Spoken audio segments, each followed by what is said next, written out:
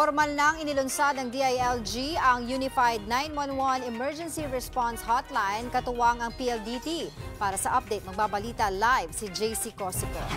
JC, fully functioning na ba itong 911 at ano pa ba ang inaasahan natin ngayong formal na nga itong nailunsad?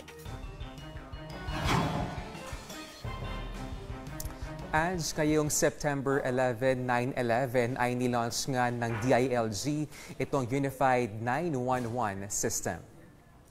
Dito, maaaring tumawag ka ang publiko sa panahon ng emergency at mga sakuna, mapa-police, sunog, medical at disaster response. Pinalitan po ng 911 hotline ang higit 30 local emergency numbers. Idadaan sa isang network kung saan konektado ang PNP, BFP, BJMP at local governments ang mga tawag.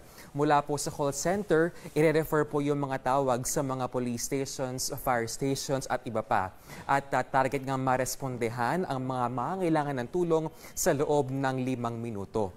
Libre ang pagtawag sa 911 hotline na available po magdamag. Ito rin ay language sensitive kaya ang mga tawag mapatagalog, Cebuano, Ilocano, Waray, Tausug at iba pa ay mauunawaan at marerespondihan.